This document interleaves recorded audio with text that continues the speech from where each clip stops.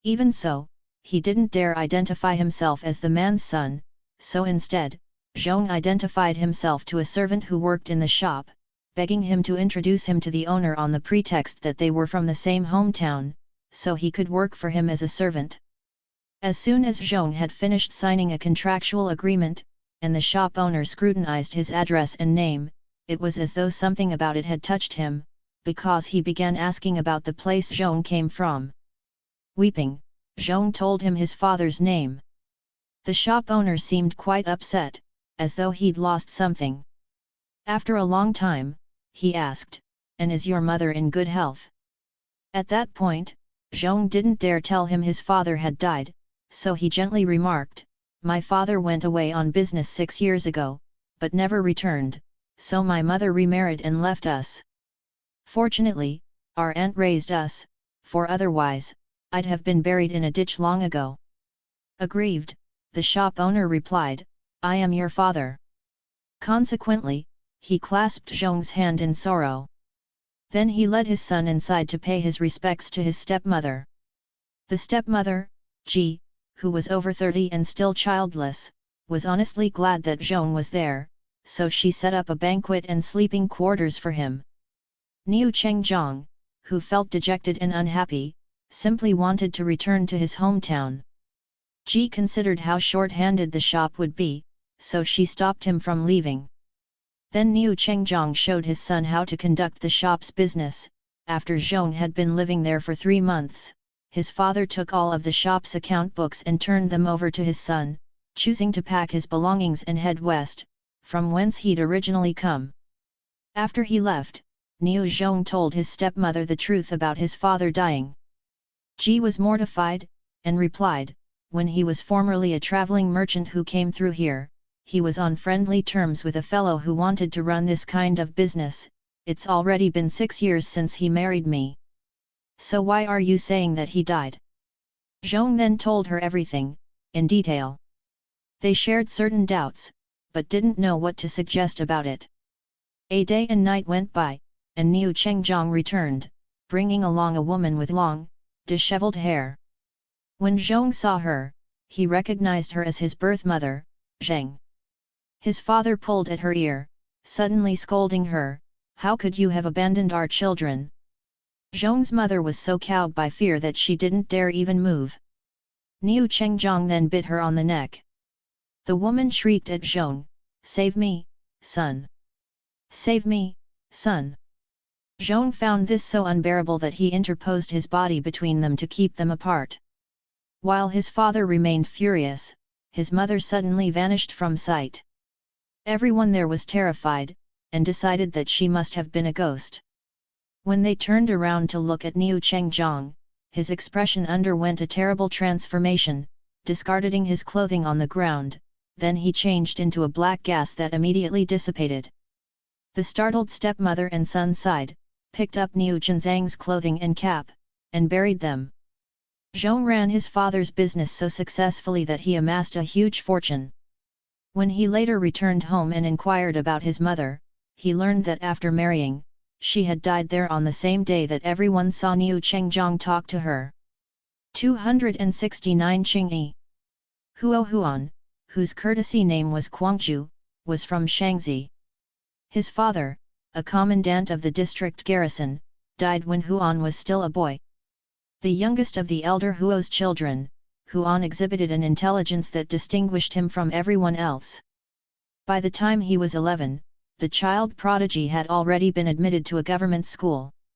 But his mother was so exceedingly protective of him that she refused to allow him to leave the house, so that by the age of 13, he was still unable to tell his own cousins, nephews, and uncles apart. There was a judicial case reviewer named Wu living in the same neighborhood, a Daoist believer, who went into the mountains and never came back. He had a daughter, named Qingyi, who was 14 and extraordinarily beautiful.